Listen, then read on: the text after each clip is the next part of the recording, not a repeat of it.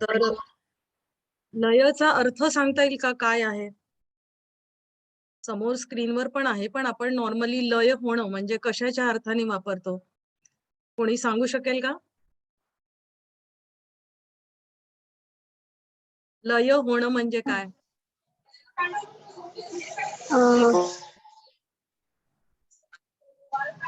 एकरूप होणं किंवा विरघळणं किंवा लीन होणं असा त्याचा अर्थ आहे. तर आपण असं म्हणूया, की आपण जर पाण्यामध्ये मीठ टाकलं किंवा दुधामध्ये साखर टाकली, तर आपल्याला ती नंतर वेगळी दाखवता येते का? नाही दाखवता येत.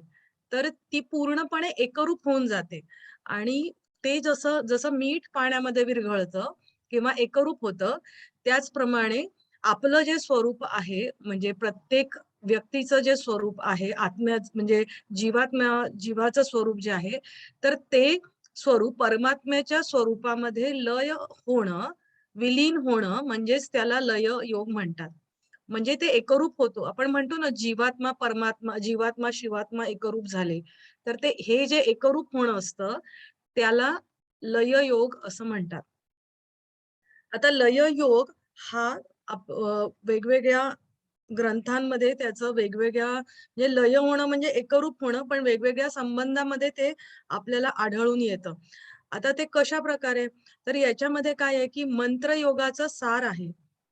त्याचं वर्णन काही पुस्तकांमध्ये जे केलेलं आहे, तर ते आपण बघूया. त्याच्यामध्ये मंत्रयोगाचं सार आहे. म्हणजे मंत्र जर तुम्ही म्हणायला लागलात, तर तुमचा लय होतो की नाही? अ, म्हणजे एका ठिकाणी तुम्ही शांत बसलेले आहात आणि तुम्ही डोळे बंद आहे आणि तुम्ही मंत्र म्हणता आहात. तर सुरुवातीला तुमचं लक्ष इकडे-तिकडे जाऊ शकतं. बरोबर? मग नंतर हळू त्या मंत्रामध्ये तुम्ही इतके बुडून जाता, तुमचं मन त्याच्यामध्ये आपोआप आत, आत, आत जायला लागतं आणि थोड्या वेळाने अर्थात ही स्थिती तुम्हाला खूप सरावाने येते. म्हणजे आज थोडा वेळ मंत्र म्हणला आणि ही स्थिती आली असं होत नाही. तर खूप आपण त्या मंत्र म्हणण्यामध्ये तुम्ही गुंगून गेलात, की आपोआप तुमचा लय व्हायला लागतो. म्हणजे काय, की तुम्हाला आजूबाजूच्या गोष्टींचा विसर पडायला लागतो. आणि ही जी स्थिती ज्यावेळेला साधकाची खूप वेळ राहते, त्यावेळेला त्याचा लय साधला असं म्हणता येईल. किंवा प्राणायामामध्ये सुद्धा तुम्हाला लय साधता येतो. तुम्ही प्राणायाम करत आहात आणि तुम्हाला अशी एक अवस्था येते, की ज्याच्यामध्ये तुम्हाला तुमचं अस्तित्व राहत नाही. आणि त्यावेळेला आपण म्हणू शकतो, की तुमचा लय साधला गेला. किंवा तुम्ही जर ध्यान ज्यावेळेला वेगळी-वेगळी ध्यान प्रकार केले जातात आणि शरीरातल्या बिंदूंवरती तुमचं मन एकाग्र होतं. म्हणजे आज्ञाचक्रावरती म्हणा, अनाहत चक्रावरती म्हणा किंवा वेगवेगळे जे काही बिंदू आहेत त्याच्यावरती जर तुम्ही मन एकाग्र केलं किंवा आपण ज्याला आपण नॉर्मली भाषेमध्ये भ्रूमध्य दृष्टी किंवा नासिकाग्र किंवा जिभेच्या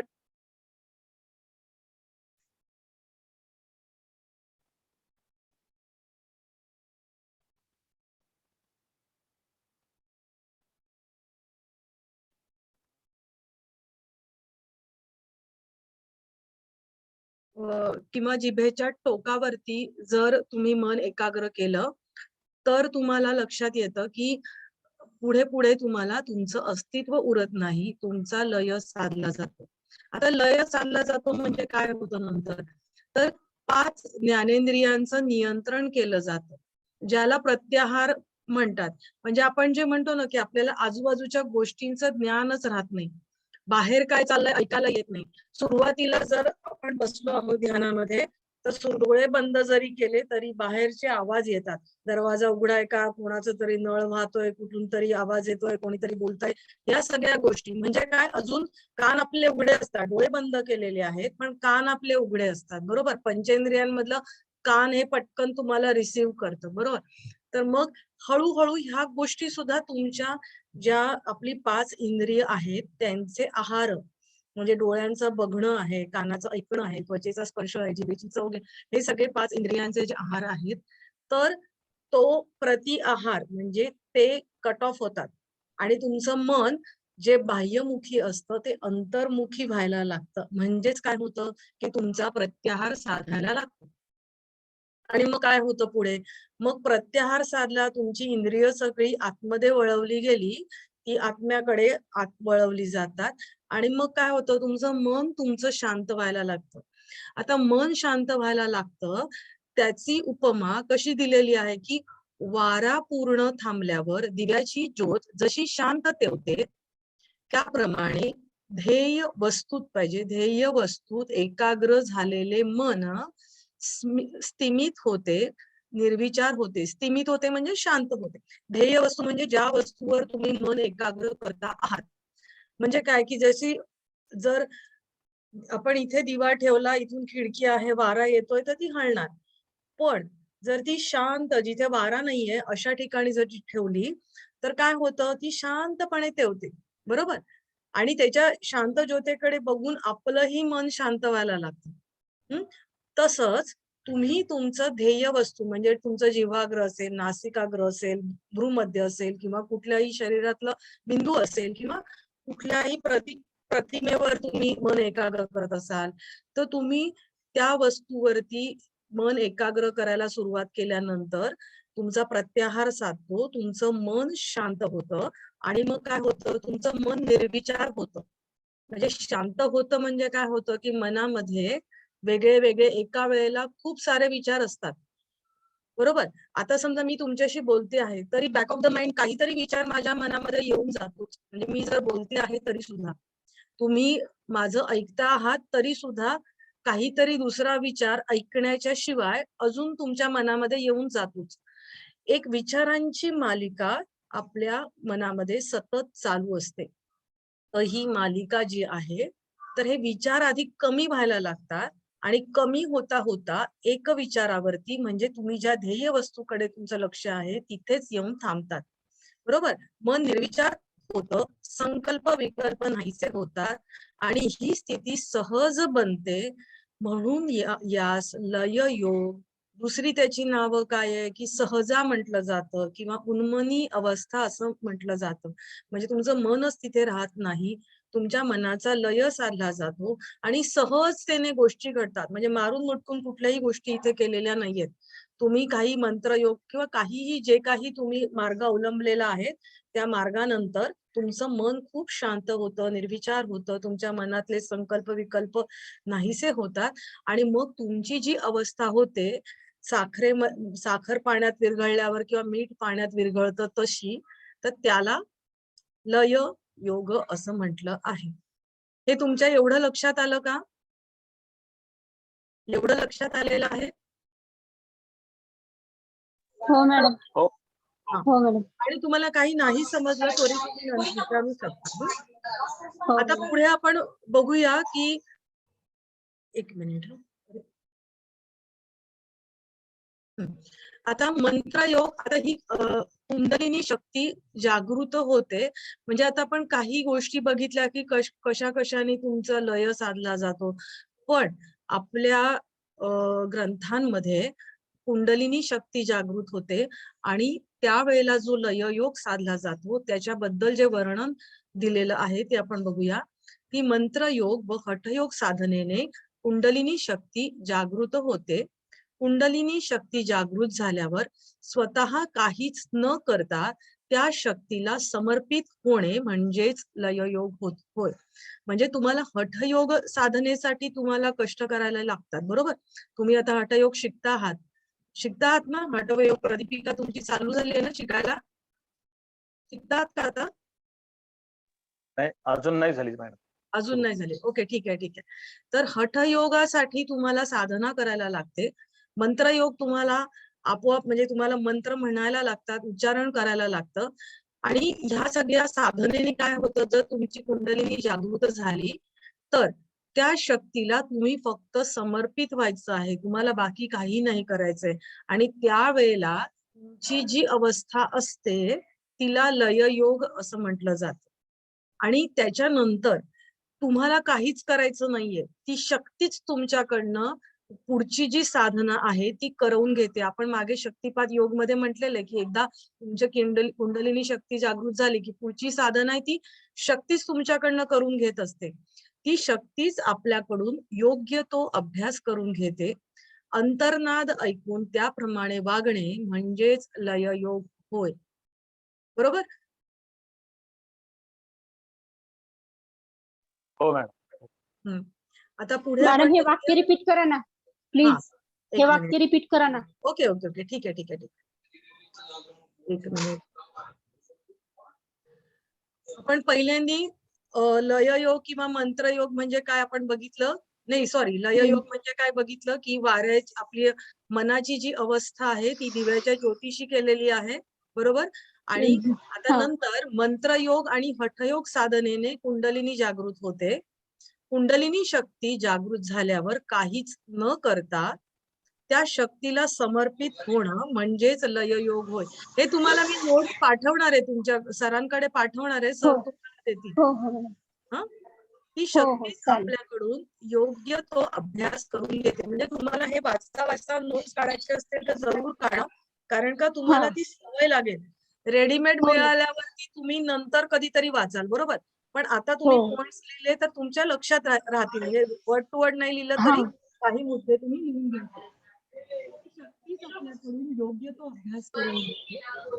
अंतर्नाद ऐकून म्हणजे तुमच्या अंतर्नाद, तुमच्या मनाचा आवाज, त्याला म्हटलं जातं अंतर्नाद. तर तो अंतर्नाद ऐकून त्याप्रमाणे वागणं म्हणजेच लययोग होय. आता आपल्याकडे आता पुढे आपण प्राणसंयम योग शिकणार आहोत. तर त्या प्राणसंयम योगामध्ये वेगवेगळ्या योग अंतर्भूत केलेले आहेत. तर त्याचं वर्णन असं केलेलं आहे श्लोकामध्ये.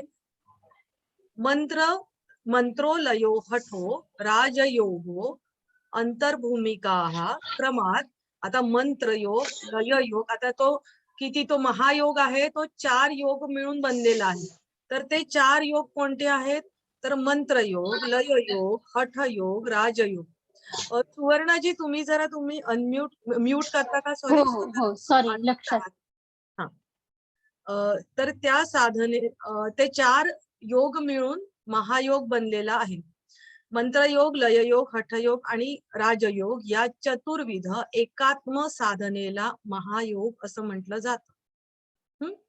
म्हणजे हे ह्या क्रमाने तो महायोग साधला जातो असं म्हटलं जातं. म्हणजे आता आपण म्हणतो की आता लययोगाचं वर्णन कुठे केलेलं आहे बाबा ग्रंथांमध्ये, तर हे अशा प्रकारे योगशिखा उपनिषद असं काहीतरी नाव आहे, मी तुम्हाला एक्झॅक्ट सांगते, त्याच्यामध्ये हे दिलेलं आहे. विविध चक्रांवरील एकाग्रतेमुळे किंवा ध्यानामुळे कुंडलिनी उत्तेजित होते, जी 7 चक्रांचे भेदन करते. त्यामुळे चित्तलय घडतो. सहस्रारापर्यंत पोहोचलेली कुंडलिनी शिवाशी एकरूप होते. यालाच महायोग म्हणतात. आता इथे त्यांनी महायोगाचं वर्णन काय केलेलं आहे तर अशा प्रकारे. आता कुंडलिनी योग मध्ये सुद्धा आपल्याला, आपण मागच्या वेळेलाही बघितलं की कुंडलिनी जागृती कशी होते. ती कुंडलिनी जागृत झाल्यानंतर आपण म्हटलेलं आहे की कुंडली शक्ती कशी आहे, ती 3.5 वेटोळे घेतलेली आहे, सर्पिणीच्या रूपात आहे, अधोमुखी आहे, म्हणजे तिचं तोंड खाली आहे, बरोबर. आणि मग ज्या वेळेला तिचं जागरण होतं ती सरळ होते आणि सुषुम्नेतून ती 7 चक्रांना, म्हणजे मूलाधार चक्राशी खाली आहे तर ती खालून 7 चक्रांना भेदत भेदत वर येते. आणि ज्या वेळेला सहस्रार चक्रापर्यंत येते त्यावेळेला शिवाशी, म्हणजे आपल्यातली जी शक्ती आहे, तर बाहेरची जी शक्ती आहे तिला शिव शक्ती म्हटलेलं आहे. आपल्यातली कुंडलिनी शक्ती शिवाशी एकरूप होते, बरोबर. तर हेच इथे सांगितले आणि यालाच त्यांनी महायोग असं म्हटलेलं आहे. ओके. आता लययोगाचं ज्या ग्रंथांमध्ये वर्णन केलेलं आहे तर त्याच्यामध्ये त्यांनी 7 लोकांचं वर्णन केलेलं आहे.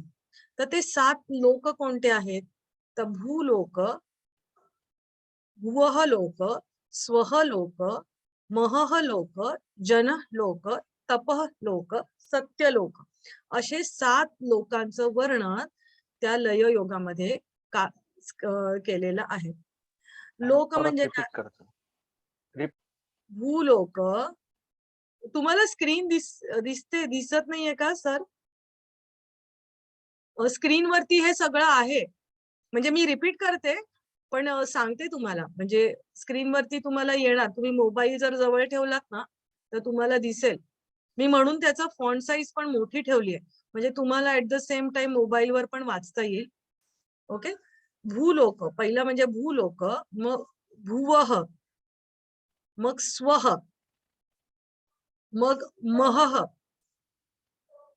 मग जनः, मग तपः आणि नंतर सत्य, असे 7 लोकांचं वर्णन केलेलं आहे.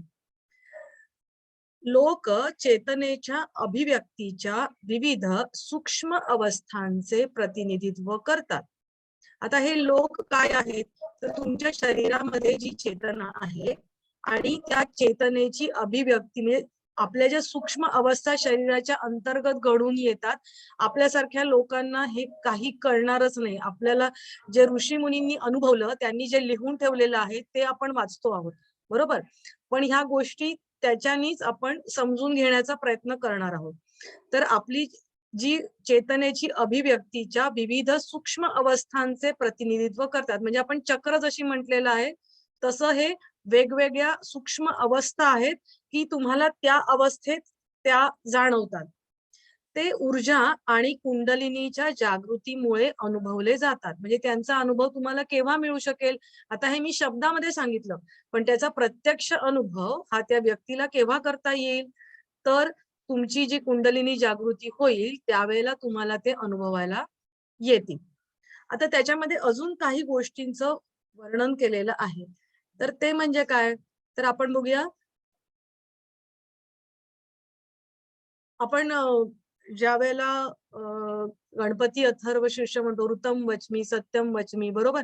ऋत सत्य शब्द तुम्ही कधी ऐकले असाल किंवा दुसरीकडेही कुठे ऐकले असाल. तर ऋत म्हणजे काय, तर ऋत आपण तुम्ही पतंजली योगसूत्र ज्या वेळेला शिकाल त्यावेळेला ऋतंभरा प्रज्ञा किंवा असे ऋत शब्द तुम्हाला येतील, बरोबर. तर ऋत म्हणजे काय, तर बदलणारे तत्व. या लय योगामध्ये ह्या गोष्टींचं पण वर्णन केलेलं आहे.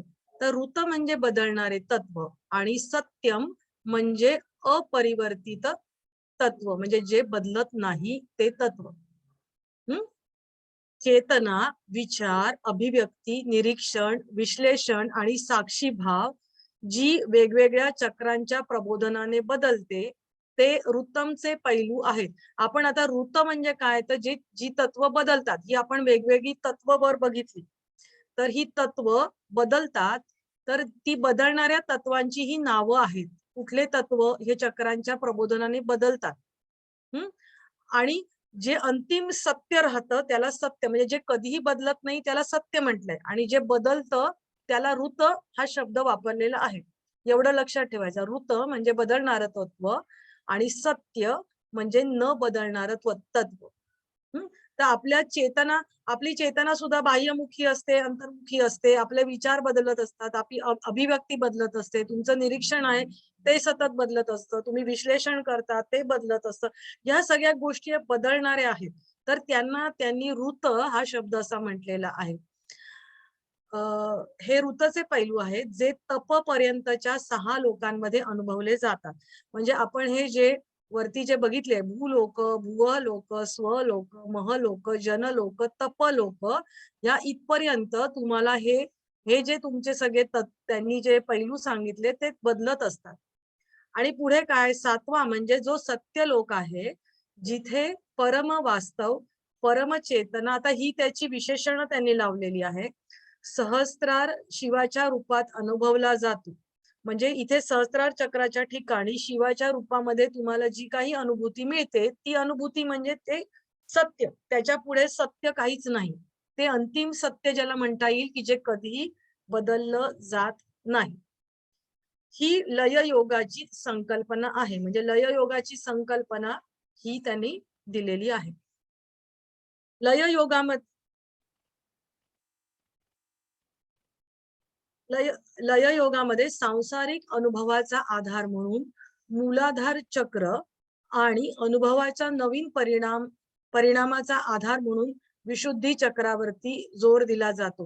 म्हणजे लय योगाचं काही ग्रंथांमध्ये जे वर्णन आहे तर त्याच्यामध्ये त्यांनी मूलाधार चक्र हे सांसारिक अनुभव, आपण आपलं काय म्हणूया, जिवंत राहण्यासाठी जी जीवेष्णा असते ती सगळी इथे मूलाधार चक्राच्या ठिकाणी असते, बरोबर. आणि मग नंतर पुढे तुमची त्या चक्रावरून जसं जसं तुम्ही वर जात जाता तर अनुभवाचे नवनवीन परिणाम तुम्हाला मिळायला लागतात आणि त्यासाठी त्यांनी गळ्याच्या ठिकाणी विशुद्धी चक्र असतं, तर तिथे त्यांनी त्याचं वर्णन किंवा त्याचं जास्त त्यांनी वर्णन केलेलं आहे. काय आपण ह्या गोष्टींचा डीप मध्ये काही जास्त अभ्यास करू शकत नाही, कारण का बऱ्याचशा गोष्टी ह्या अनुभवाने सिद्ध होत असतात. पूर्वीच्या लोकांनी जे लिहून ठेवलेलं आहे तेवढंच आपण वाचून समजून घेण्याचा प्रयत्न करू शकतो, कारण ह्या प्रत्येकाचे येणारे अनुभव हे वेगळे वेगळे असू शकतात आणि रादर असतात. त्यामुळे ते एकाचे दुसऱ्याला सांगितले जात नाहीत, परंतु बऱ्याच वेळेला ते जे काही अनुभव लिहून ठेवलेले आहेत किंवा ज्या काही साधना लिहून ठेवलेल्या आहेत आणि आपल्या लेवलला आपण खूपच प्राथमिक लेवलला समजून घेतो आहोत, तर त्या दृष्टीने आपण त्या समजून घेण्याचा प्रयत्न करूया. आता लययोगाची सिद्धी आपल्याला जे माहित असलेले ग्रंथ म्हणजे दत्त संप्रदायामध्ये पण आहेत, म्हणजे नाथयोगामध्ये आपण मागे जिथे जिथे कुंडलिनी शक्तीची जागृतीची अनुभव दिले जातात त्या ठिकाणी तर ते असतातच.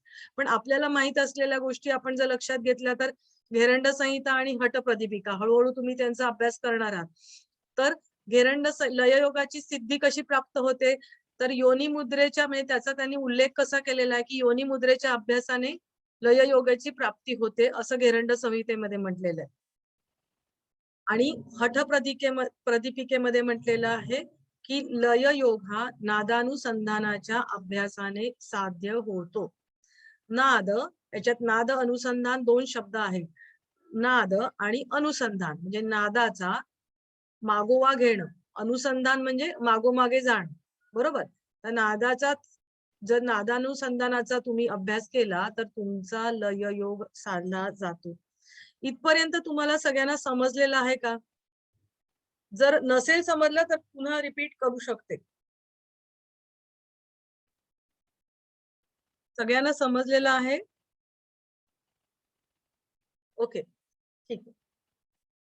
आता हठप्रदीपिका ग्रंथामध्ये काय म्हटलेलं आहे, आता आपण बघितलं की आपण ज्या वेगवेगळ्या उपमा बघितल्या की पाण्यामध्ये मीठ विरघळणं किंवा दिव्याची ज्योत आपण आहे ती स्थिर राहिलं म्हणजे मन तुमचं तसं स्थिर झालं की तुमचा लय साधला जातो, बरोबर.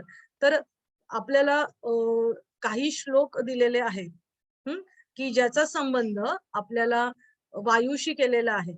तर त्याच्यापैकी काही श्लोक तुम्हाला माहित आहेत का? म्हणजे एक श्लोक तर नक्की माहित असेल की आपल्या श्वासाचा आणि वायूचा संबंध आहे, प्राणायामासंबंधी आहे. चले वाते, आठवतंय? चले वाते चलम चित्तम निश्चले निश्चलम भवेत योगी स्थाणुत्वम आपनोती ततो वायुम निरोधयेत.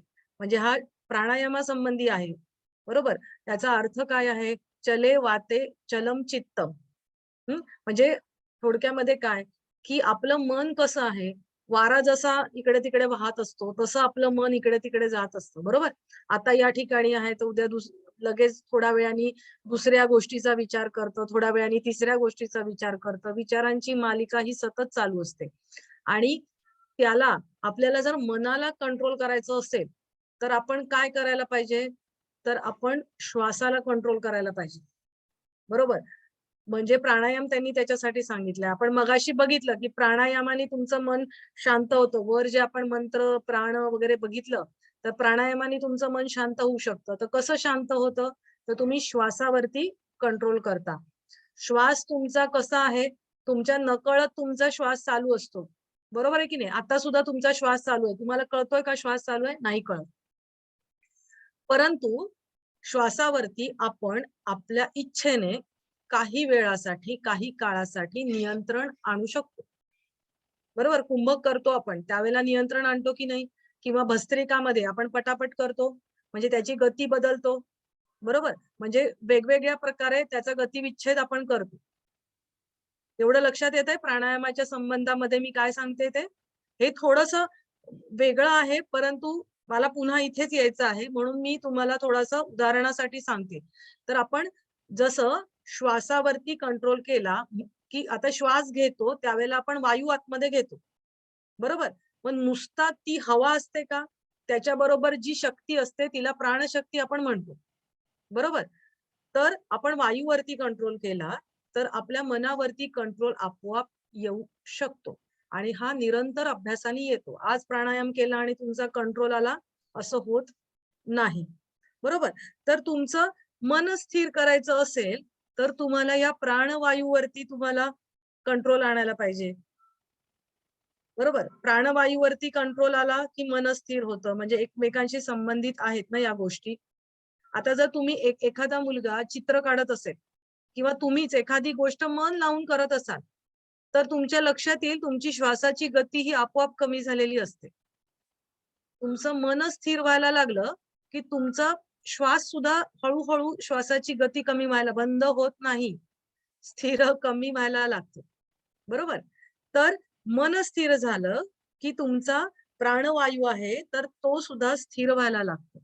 आता वायू स्थिर झाला की त्यांनी काय म्हटलेलं आहे हठप्रदीपिकेमध्ये की तुमच्या शरीरातलं जे वीर्य आहे, वीर्य म्हणजे काय, तुमच्या शरीरातली जी शक्ती आहे तर ती स्थिर व्हायला लागते, तुमच्या शरीरामध्ये सामर्थ्य यायला लागतं आणि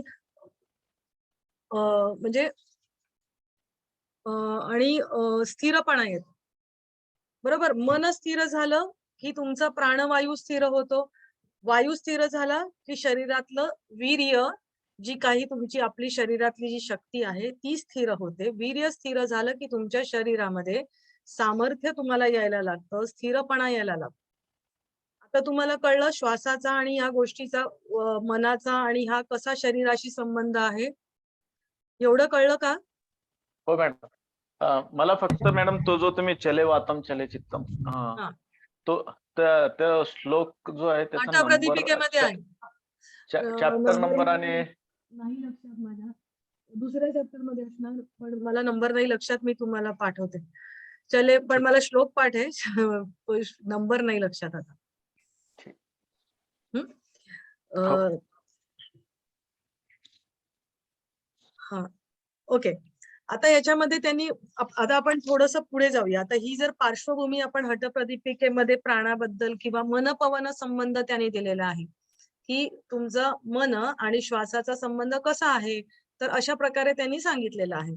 आता पुढे काही श्लोक आपण बघूया हठप्रदीपिकेमध्ये. आता लयासंबंधी त्यांनी काय म्हटलेलं आहे तर ते काही श्लोक आपण त्याच्यातले बघणार आहोत. तुम्हाला श्लोक लक्षात ठेवण्याची गरज नाही. तुम्ही आता हे जे पुढे श्लोक देते तुम्ही त्याचा अर्थ किंवा त्याच्यातली एक टीप, आता हे मी श्लोकांचा शब्दशः अर्थ दिलेला आहे पण त्याची एक तुम्ही महत्वाची वाक्य घेऊन त्याची एक टीप बनवली, ती इथे इन्क्लूड केली तरी तुम्हाला बस होणार आहे. ओके. आता हा हठप्रदीपिकेतल्या 4थ्या चॅप्टर मध्ये, आता इथे बघा हे असं लिहिलेलं असतं, हठप्रदीपिकेतल्या 4थ्या उपदेशामध्ये 29वा श्लोक आहे. अशा प्रकारे इथे आपल्याला कुठल्या ग्रंथामध्ये कितवा उपदेश किंवा कितवा अध्याय किंवा आपण पातंजल योग सूत्र म्हटलं तर कुठला पाद, हा याचं वर्णन आधी केलेलं असतं आणि त्याच्यानंतर तो कितवा श्लोक आहे हे इथे असं नंतर लिहिलेलं असतं. आता तुम्ही BA करता आहात, MA करायला जाणार आहात तर हळूहळू मग तुम्हाला या श्लोकांचे नंबर किंवा भगवद्गीतेतल्या श्लोकांचे नंबर हळूहळू तुम्हाला लक्षात ठेवता येतील. आपण श्लोक बघूया. इंद्रियाणाम मनोनाथो, इंद्रियाणाम मनोनाथो, मनो यस्तु मारुतः, मारुतस्य लयो नाथः, सलयो नादम आश्रितः. आता याचा आपण अर्थ बघूया. इंद्रियाणाम मनोनाथो, इंद्रियांचा स्वामी, नाथ म्हणजे काय की स्वामी. इंद्रियांचा स्वामी कोण आहे तर मन आहे. आपली जी सगळी इंद्रिय आहेत त्यांचा स्वामी मन आहे आणि मनाचा स्वामी कोण आहे तर वायू आहे. इंद्रियांचा स्वामी मन आहे, मनाचा स्वामी कोण आहे तर वायू आहे. आणि पुढे प्राणायामाचा परिणाम म्हणून काय होतं तर ह्या वायूचा स्वामी, म्हणजे हा मनाचा स्वामी वायू आहे, आपण मगाशी बघितलं ना मन पवन संबंध त्याच्यामध्ये की मन तुमचं मनाचा आणि वायूचा संबंध काय आहे तो आपण इथे बघितला आणि तो कशाचा इफेक्ट असतो, प्राणायामाचा इफेक्ट असतो. तर ह्या वायूचा स्वामी लय आहे. म्हणजे काय, प्राणायाम तुम्ही व्यवस्थित केलात की तुम्हाला लय साधला जातो. म्हणून त्यांनी म्हटलेलं आहे की वायूचा स्वामी लय आहे.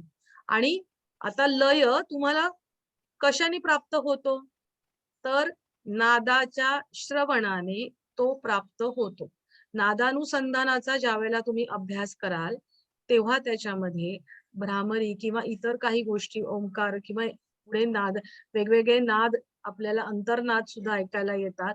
तर कुंडलिनी जागृती ज्यावेळेला होते त्यावेळेला, तर त्या नादांच्या श्रवणाने तुम्हाला लय प्राप्त होतो.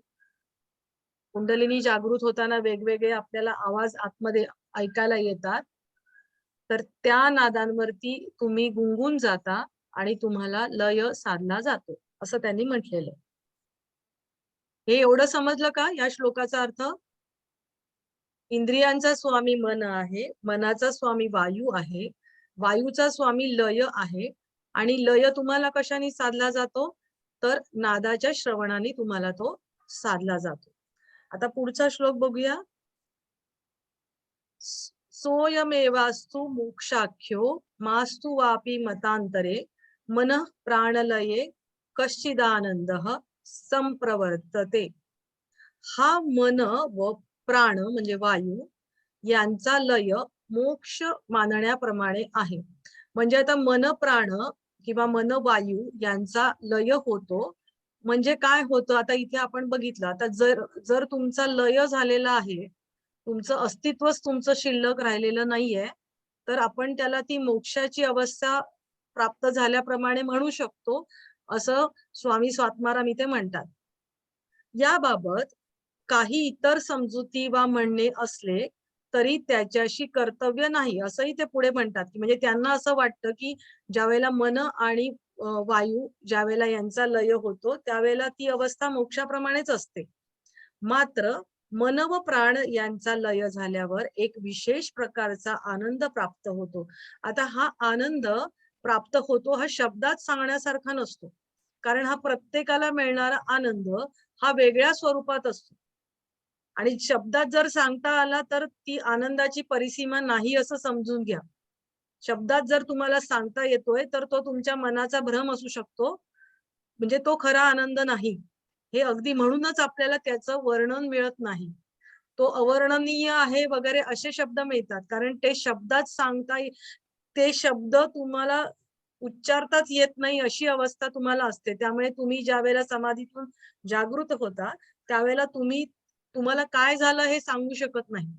एक वेगळा अनुभव आला एवढंच तुम्ही सांगू शकता. एक आनंद म्हणजे आपण तो इतकी तुमची छान अवस्था असते त्यावेळेला, त्याला आनंद एवढंच आपण म्हणू शकतो.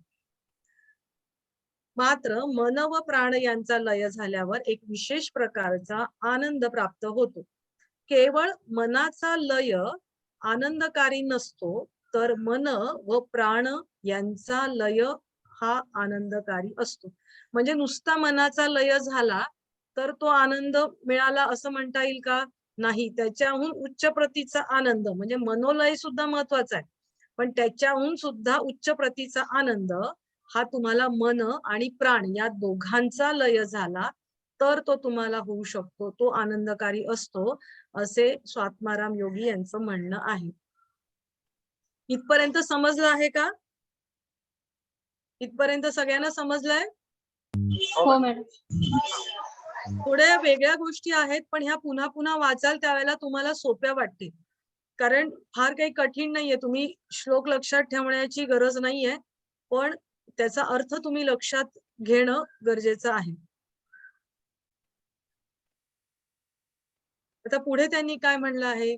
प्रनष्ट श्वास निश्वास प्रध्वस्त विषय ग्रह निश्चेष्टो निर्विकारश्च लयो जयति योगिना. ज्या स्थितीमध्ये श्वास उच्छ्वास बंद झाले आहेत, प्रनष्ट श्वास निश्वास, तुमचा श्वास घेणं आणि श्वास सोडणं, बरोबर, ह्या स्थिती तुम्हाला ह्या बंद झालेल्या आहेत. अन्य विषयांची जाणीव नष्ट झालेली आहे. आता विषयांची जाणीव नष्ट झालेली आहे, तुमचा प्रत्याहार साधलेला आहे, बरोबर. बाहेरचं तुम्हाला काहीही समजत नाहीये. थोडक्यात ही अवस्था तुम्हाला प्राप्त झालेली आहे. देहाच्या विविध क्रिया तसेच अंतःकरणाच्या भावना नाहीशा झालेल्या आहेत. म्हणजे तुमचा लय साधला गेलेला आहे. तर तुमची स्थिती कशी होते? एखाद्याचा लय साधला गेलाय तर त्याचं स्थिती कशी आपल्याला दिसून येईल? तर त्या स्थितीमध्ये काय होतं? श्वास प्रश्वास तुमचा बंद झालेला असतो. तुम्हाला बाह्य विषयांची जाणीव नष्ट झालेली असते. आता आपण जर व्यक्ती म्हटलं तर तुमचं देह आणि तुमचं अंतःकरण म्हणजे आतल्या ज्या काही भावभावना, आतमध्ये ज्या काही मनाच्या भावनांच्या प्रक्रिया चालू असतात, त्याच्यासह आपण मनुष्य असतो, बरोबर. तर मग तुमच्या पहिली गोष्ट काय, श्वास प्रश्वास तुमचा बंद झालाय. त्याच्यानंतर काय झालंय, विषयांची जाणीव तुमची नष्ट झाली आहे. तुमच्या देहाच्या आणि मनाच्या भावभावना, अंतःकरणाच्या भावभावना नाहीशा झालेल्या आहेत. अशा प्रकारे स्थिती प्राप्त करून घेणाऱ्या योगांचा लय नेहमी यशस्वी होतो. म्हणजे योग्यांची अशी स्थिती प्राप्त झाली तर तो लय झाला असं आपण म्हणू शकतो.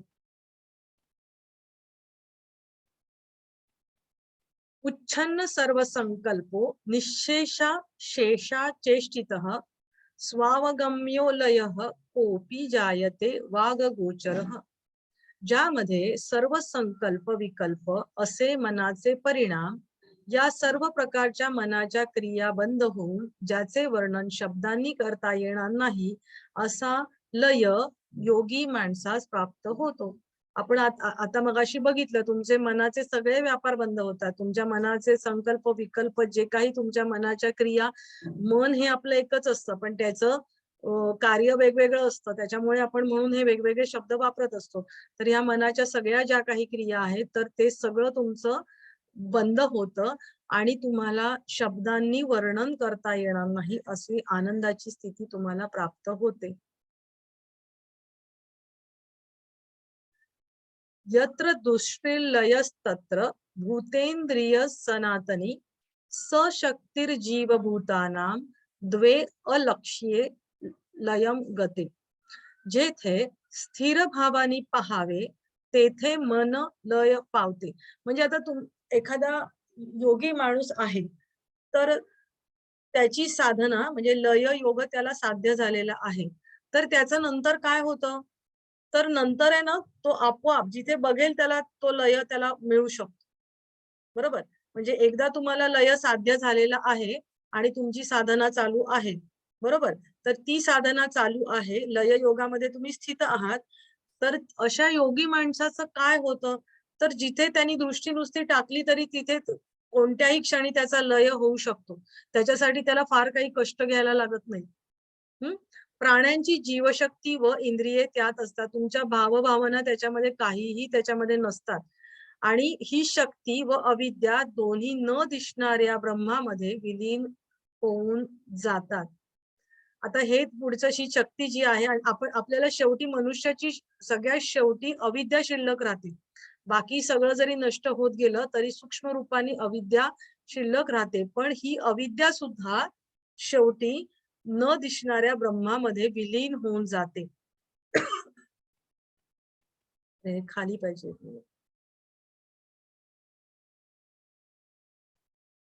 लयो लय इति प्राहुः कीदृशं लय लक्षणं अपुनर्वासनोत्थानात् लयो विषय विस्मृतीः. लोक म्हणतात लय, पण लयाचे लक्षण कोणते, म्हणजे लोक असं म्हणतात या लयाचं लक्षण कोणतं आहे, तर मनामध्ये वासना इच्छा न राहिल्यामुळे शब्द स्पर्शादी ज्ञानाचीही आठवण राहत नाही, या स्थितीला लय म्हणतात. म्हणजे वेगवेगळ्या प्रकारे त्यांनी तुमची स्थिती कशी असते, मग तुम्हाला कशा प्रकारे लय साध्य होतो वगैरे या गोष्टींचं वर्णन दिलेलं आहे. तुमच्या वासना इच्छा काहीही राहत नाही, शब्द स्पर्शादी ज्ञानाची आठवण राहत नाही. म्हणजेच आपण मगाशी बघितलं प्रत्याहार तुमचा साधला जातो, विषय विन्मुख होऊन जातात. आपण मगाशी बघितलं की तुमचे विषयांची जाणीव राहत नाही, अन्य विषयांची जाणीव नष्ट झालेली आहे, बरोबर. त्यांनी तेच इथे सांगितलेलं आहे की तुमचे शब्दस्पर्शादी सगळे आता ही जी पंचेंद्रियांची जी जाणीव आहे ती तुमची राहत नाही, वासना लक्षात राहत नाही आणि अशा स्थितीला त्यांनी लय असं म्हटलेलं आहे. तर अशा प्रकारे लय योगासंबंधी आपल्याला ही माहिती देता येईल. कोणाला काही विचारायचं आहे का? मॅडम तुम्ही ते मंत्रयोग सांगितले तर त्याचं पण PDF मिळालं तर बरं हो होईल. हो हो मी तुम्हाला या आठवड्यामध्ये तिन्हींची नोट सगळ्या पाठवून देते. आणि पीपीटी आणि शक मंत्रयोग, शक्तिपात योग आणि लय योग. आणि बरोबर त्या दिवशी तुम्ही हा PPT जी पाठवली पाच अ, शक्तिपाताची, तर त्याच्यामधले ते कम्प्लीट नाहीये. म्हणजे तुम्ही जे शिकवलं होतं ना, तर त्याच्यातला काही भाग नाहीये त्याच्यामध्ये.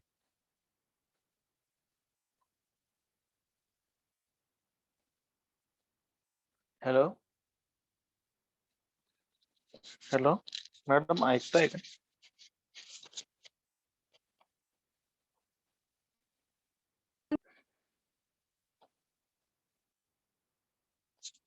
तुम्ही काय विचारलं? ऐकू नाही आलं. थोडं नेटवर्क हा, म्हटलं तुम्ही जे त्या दिवशी शक्तिपात योग शिकवला ना, तर त्याची PPT ग्रुपला आली. सरांनी टाकली ती, परंतु ती शॉर्ट आहे. म्हणजे तुम्ही जे याच्यामध्ये सेशन मध्ये जे घेतलं होतं त्याच्यातला काही भाग नाहीये त्याच्यामध्ये. ओके. ऍक्च्युली आवाज नाही येत आहे मॅडम.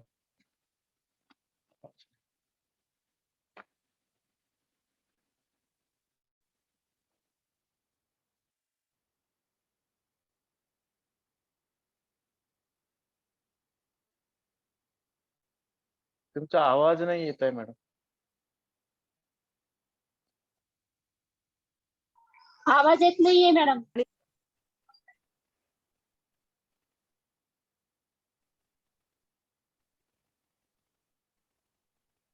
माझं ऐकू येतंय का? माझ्याकडून प्रॉब्लेम आहे का त्यांच्याकडून मला कळत नाहीये. नाही तुमच्याकडूनच आहे. आता यायला लागलाय आवाज. ओके ओके हा ठीक आहे ठीक आहे.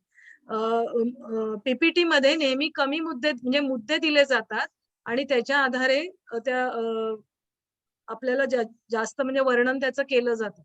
तर तुम्ही ते वर्णन करायचं आहे मुद्द्यांच्या आधारे. नाही त्याच्यामध्ये जी खबरदारी तुम्ही जी दिली होती की नाही, हम्म. हा फक्त तेवढं नाहीये त्याच्यामध्ये. बरं ठीक आहे. मी बघते आणि मग मी पाठवून देते. ऍड करू. हा, तर बाकीच्या काही गोष्टी तर त्या समजा आम्हाला ते सेल्फ स्टडी करून किंवा नोट्स काढावच लागतील, जे आम्ही ऐकलंय सेशन मध्ये ते. पण आणि ह्या गोष्टी आहेत ना, या पुन्हा पुन्हा तुम्ही ऐकाल. कारण त्याच गोष्टी प्रत्येक योगामध्ये येत असतात. कारण आता तुम्ही बघितलं की महायोग म्हटल्यावरती हे 4 योग त्याच्यामध्ये येतात. बरोबर? मग ते कुंडलिनीचं वर्णन किंवा असं सगळं वर्णन हे येत जातं. फक्त त्या योगामध्ये जे वेगळं काय सांगितलंय तेवढं तुम्ही लक्षात ठेवलं तर त्या योगासंबंधी तुम्ही माहिती लिहू शकता. आणि तुम्ही ज्या वेळेला अभ्यास करता, आता ह्याच्या ज्या छोट्या शक्तिपाताविषयी छोटी नोट विचारली जाते किंवा लय योगाबद्दल सुद्धा शॉर्ट नोट विचारली जाते. कारण का त्याच्यामध्ये जास्त लिहिण्यासारखं नाहीये. बरोबर? मंत्र योग किंवा प्राणसंयम योग किंवा ह्या जे योग आहेत ते खूप डिस्क्रिप्टिव्ह आहे. तर त्यावेळेला तो मोठ्या प्रश्नासाठी तो तुम्हाला येऊ शकतो. तर तुम्ही अभ्यास ज्या वेळेला करता त्यावेळेला तुमची एक नोट बनवल्यानंतर त्याचे मुद्दे बनवायचे आहेत. बरोबर? सगळंच्या सगळं लक्षात ठेवण्याचे म्हणजे सारखं तुम्ही वाचलं तर आधी मुद्दे तुम्ही त्याचे लक्षात घेतलेत, तर ते तुमचे मुद्देच लक्षात ठेवले तर त्याचं डिस्क्राईब करायचं फक्त तुम्ही. लक्षात येते? म्हणजे तुम्ही एक हो, पूर्ण नोट बनवली. पूर्ण नोट मधले काही जे हेडिंग असतात, तर ते हेडिंग तुम्ही लक्षात ठेवायचे. म्हणजे तुम्ही ज्यावेळेला नंतर परीक्षा येते, त्यावेळेला तुम्ही प्रॅक्टिस करता. तर ज्यावेळेला समजा तुमच्याकडे 20 मिनिटं आहेत, तर 20 मिनिटामध्ये जर मंत्रयोग बरोबर त्याचे हेडिंग्स काय आहेत, तेवढं तुम्ही एक रिकलेक्ट केलं, तर आतलं डिस्क्रिप्शन तुम्हाला लिहिता येईल. बरोबर? आणि परीक्षेमध्ये सुद्धा तुम्हाला लिहिण्यासाठी कमी वेळ मिळाला, तर आधी तुमचे वर तुम्ही प्रश्न लिहिताना हेडिंग्स लिहून ठेवलेले असतील आणि मग ते तुम्ही डिस्क्राईब करत गेलात आणि एखादं राहिलं तरी परीक्षकाला कळतं की नाही हे तुम्हाला समजलेलं आहे, पण तुम्हाला वेळ पुरलेला नाहीये. त्याचा निदान 1-2 मार्क तुम्हाला त्याचे एक्स्ट्रा मिळून जातात. म्हणजे कुठल्याही विषयाची तुम्ही तयारी करता, म्हणजे ही निदान म्हणजे माझी पद्धत तरी अशी अशी आहे की एक आपण एक कुठलाही विषय घेतल्यावरती त्याचे एक डिस्क्रिप्टिव्ह नोट्स बनवतो आणि मग एक ते डिस्क्रिप्टिव्ह नोट बनवल्यानंतर तुम्हाला तो विषय समजतो. विषय समजल्यानंतर प्रश्न लिहायचा आहे त्या हिशोबाने, म्हणजे प्रश्नाचं उत्तर लिहायचं आहे त्या हिशोबाने तुम्हाला एक नोट बनवायला लागते. बरोबर, कारण 4 पानांच्या समजा तुम्हाला विषयांचं काही संबंधित मिळालं, 4 पानं तुम्ही परीक्षेत नाही लिहू शकत. तुम्हाला त्याचे मुद्देच तुम्हाला ते 10 मार्काला किंवा 20 मार्काला किंवा ते 5 मार्काला आले तरी तेच मुद्दे असतात, ते लिहायला लागतात. आणि मग त्याच्यानंतर परत शॉर्ट करून फक्त मुद्दे करायचे. मग तुम्हाला मुद्दे लक्षात असतील तर 5 मार्काला नोट आली तरी तेच लिहायचे. 7 मार्काला आली तरी सुद्धा थोडंसं डिस्क्रिप्शन, 10 मार्काला आली तर त्याच्यामधलं जास्त डिस्क्रिप्शन, मुद्दे बदलत नाही. म्हणजे अशा पद्धतीने जर तुम्ही सगळ्या विषयांचा अभ्यास केला तर तुम्हाला तो पूर्ण प्रश्नाचा अभ्यास तयार होतो. ओके. आपण मग एंड करूया, तुम्हाला काही विचारायचं नसेल तर, कारण आता दुसरा विषय काही घेण्यामध्ये पॉइंट नाहीये, अर्धवट होणार सगळं. ठीक आहे मॅडम.